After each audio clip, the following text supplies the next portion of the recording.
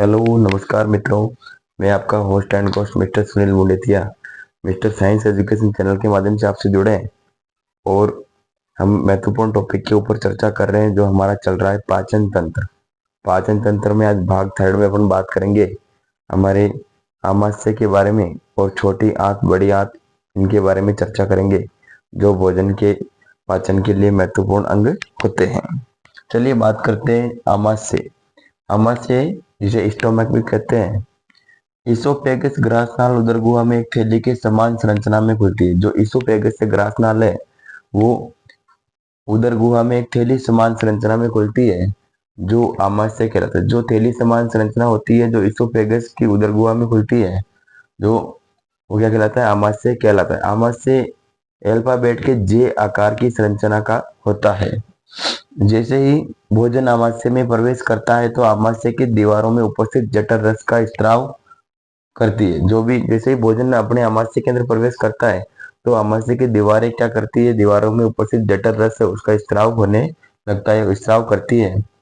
जठर ग्रंथियों में निम्न कोशिकाएं पाई जाती है। जो हमारी जठर ग्रंथियां हैं जो आमाशय के अंदर उपस्थित होती है इनमें निम्न कोशिकाएं पाई जाती है। पहले बात करते हैं ऑक्जेटिक सेल। ऑक्जेटिक कोशिका जो HCl हाइड्रोक्लोरिक जो अम्ल है उसका क्या करती है, स्त्राव करती है।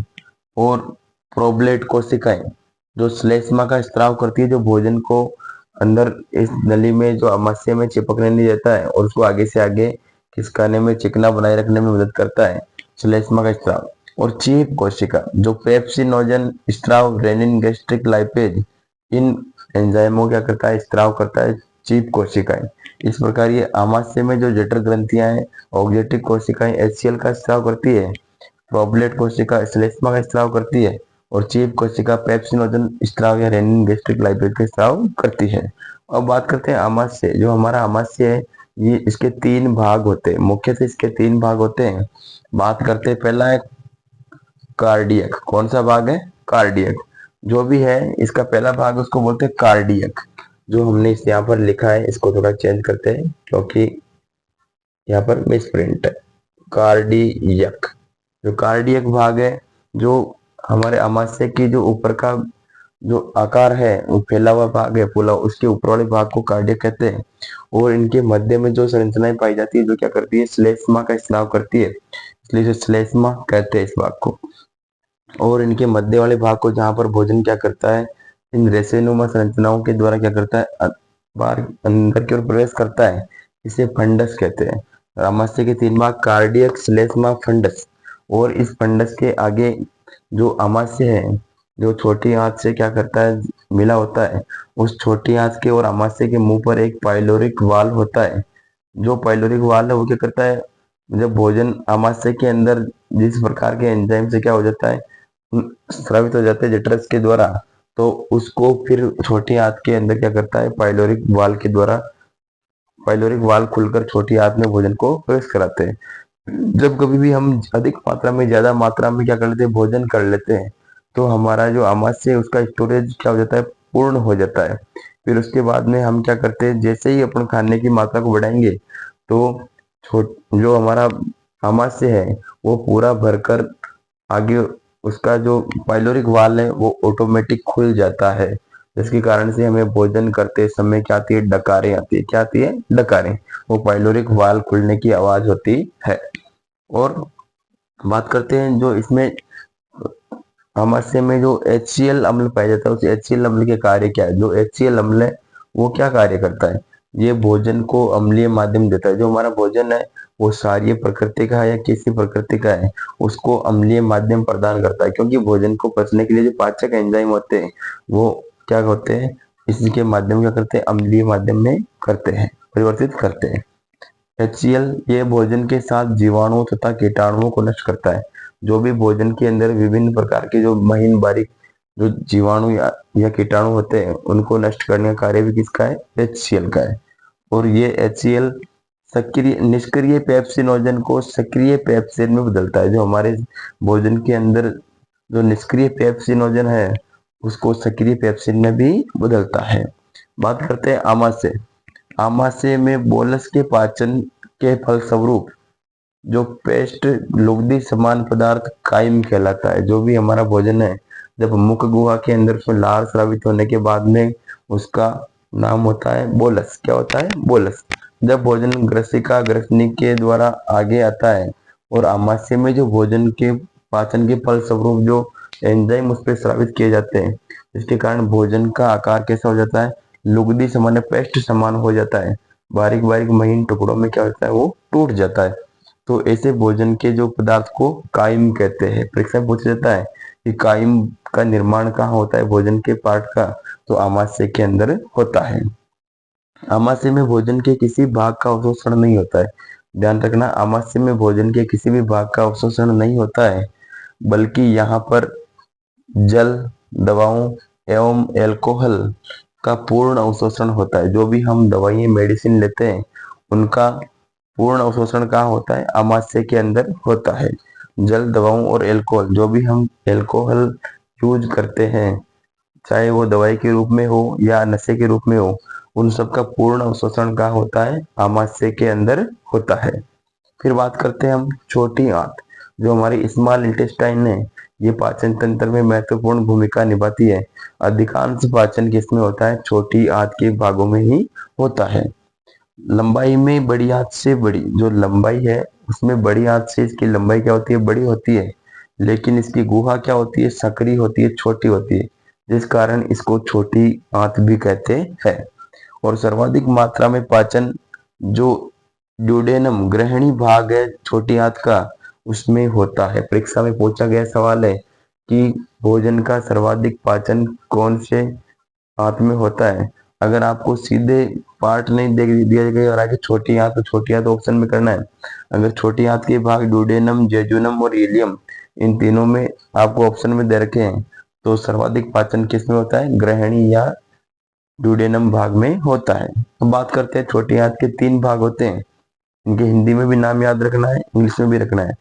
3 भाग में है। पहला ड्यूडेनम, जिसको ग्रहणी भी कहते हैं। क्या कहते हैं? ग्रहणी। इसमें सर्वाधिक भोजन का पाचन होता है। और दूसरा है जेजुनम, छोटी आंत के दूसरा वाला भाग है जेजुनम, जिसे मध्यांतर कहते हैं। क्या कहते हैं? मध्यांतर। और तीसरा भाग है इलियम। इलियम को बोलते हैं शुद्धांत्र। और इसकी लंबाई का क्रम भी पूछ सकते हैं कि छोटी आंत में ड्यूडेनम, जेजुनम और इलियम का लंबाई का क्रम क्या है? तो सबसे ज्यादा लंबाई की होती है, उसका नाम है इलियम। फिर उसके बाद में जो सर्वाधिक इसके कम लंबाई है वो है जेजुनम। और सबसे कम लंबाई की होती है, उसका नाम है ड्यूडेनम। इसके लंबाई का क्रम इसका जस्ट उल्टा है। छोटी आंत के जो ड्यूडेनम, जेजुनम, इलियम, ये इसके क्या है? भाग है। और लंबाई के क्रम में इलियम, जेजुनम और ड्यूडेनम, इस प्रकार से इसकी लंबाई का क्रम होता है। छोटी आंत में ब्रूनर ग्रंथियां पाई जाती है। क्या पाई जाती है? ब्रूनर ग्रंथियां। छोटी आंत में ब्रूनर ग्रंथियां पाई जाती है। परीक्षा में सवाल आता है कि ब्रूनर ग्रंथियां कहाँ उपस्थित होती है? तो आपको पता रखना है कि ये ड्यूडेनम, ये छोटी आंत में उपस्थित होती है। छोटी आंतों में 2 प्रकार के रस आकर एकत्रित होते हैं। जो छोटी आंत है उसमें भोजन को पचाने के लिए 2 प्रकार के रस आकर क्या होते हैं? एकत्रित होते हैं। पहला है अग्नाशय रस व पित्त रस, भोजन में मिलकर कायम का निर्माण करते हैं। जो हमारा भोजन है वो इसमें अग्नाशय रस और पित्त रस दोनों भोजन में क्या हो जाते हैं? मिल जाते हैं। और फिर क्या करते हैं? कायम का निर्माण करते हैं। और इस कायम के निर्माण करने की प्रक्रिया सकस इंटेरोकेसिस कहलाती है। अग्नाशय रस और पित्त रस के द्वारा जो भोजन में क्या होता है? कायम के नामक पदार्थ का निर्माण होता है, वो कायम की बनाने की प्रक्रिया सकस इंटेरोकेसिस कहलाती है। परीक्षा में पूछा गया सवाल है, सकस इंटेरोकेसिस की प्रक्रिया कहाँ संपन्न होती है? तो आपको बताना है, जो छोटी आंत में होती है। किसमें होती है? छोटी आंत में। अग्नाशय रस पूर्ण पाचक व सबसे शक्तिशाली रस है। अग्नाशय रस के बारे में महत्वपूर्ण जानकारी है। अग्नाशय रस पूर्ण पाचक व सबसे क्या शक्तिशाली रस है। पित्त रस का निर्माण, देखो पित्त रस का निर्माण यकृत में होता है। किसमें होता है? यकृत में। और पित्त रस का भंडारण किसमें होता है? पित्ताशय में होता है। इस प्रकार जो छोटी आंत है, उस छोटी आंत के जो हमने भाग देखे, ड्यूडेनम, जेजुनम, इलियम, ये भाग के इसमें जो सर्वाधिक भोजन का पाचन किसमें होता है? ड्यूडेनम वाले भाग में, ग्रहणी वाले भाग में होता है। ये जो आमाशय है और छोटी आंत है, उसके बारे में जो पाचन तंत्र के महत्वपूर्ण भाग के रूप में अपन इसको पढ़ते हैं। और ये समस्त जानकारियां आपकी परीक्षा के लिए महत्वपूर्ण है। बात करते हैं